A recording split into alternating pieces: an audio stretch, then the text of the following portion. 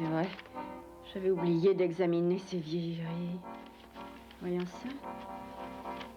Qu'est-ce que Walnut Grove a bien... Mais qu'est-ce que ça peut bien être que ça? En tout cas, c'est marqué payé au porteur. 10% chaque année. Payé au porteur. 10%. Oh. Payé au porteur 10% chaque année. Alors...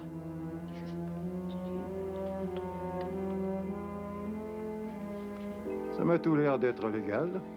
Payable au porteur au taux de 10% une part d'intérêt annuel. Mais cette obligation est datée de 1835. Oui, ça fait 52 ans déjà. Et je suppose que vous avez calculé quelle valeur ça représentait. Oh oui, docteur. Je l'ai fait avec l'aide de notre charmante Etta Plume. Alors, permettez-moi d'attirer votre attention sur les chiffres inscrits dans cette colonne. Ça fait 14 000 $. Pas tout à fait, révérend, c'est pas tout à fait ça. Il y a quelques chiffres de plus. Madame Olson, les plus importantes réserves de notre ville ont très rarement dépassé quelques centaines de dollars. Oh, attention, n'allez surtout pas tirer de fausses conclusions sur mon attitude dans cette affaire. Voyons, je n'ai pas du tout l'intention de faire régler tout ce que la ville me doit. Vous nous avez fait peur. Oui, je dois le reconnaître. Pour pouvoir réunir cet argent-là, il aurait fallu des années d'une double imposition exceptionnelle. Mais voyons, révérend Alden, est-ce que vous avez cru une seconde que je voudrais faire une chose aussi infamante que vouloir mettre la ville en faillite? Mais non, ça non. Non, je ne l'ai pas cru, Harriet. Mais bien sûr que non.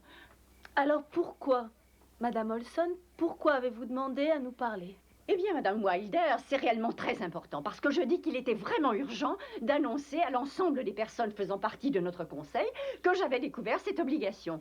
Et d'après la loi, il faut bien le reconnaître, nous avons là une très grosse dette due par cette communauté. Et alors?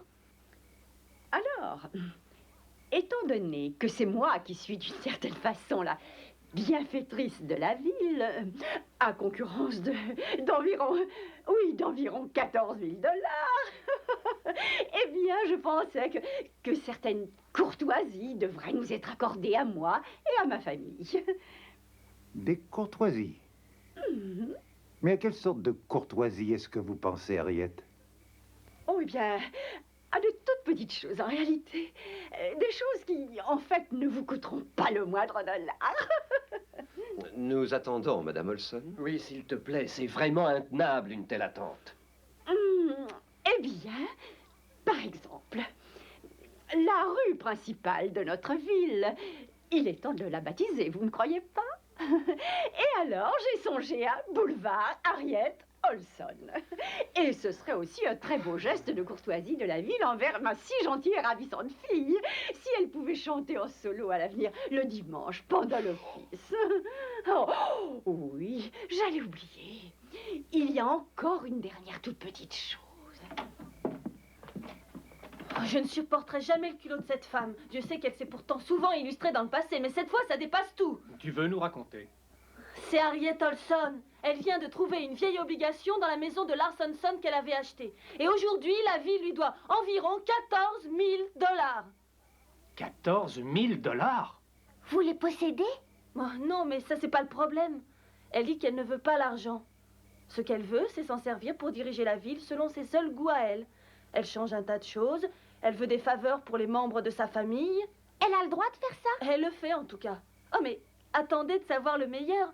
Il est de mon devoir de solennellement vous apprendre que bientôt nous n'aurons plus l'honneur de vivre à Walnut Grove. Qu'est-ce que tu dis? Bah, où alors? Bienvenue à Olsonville.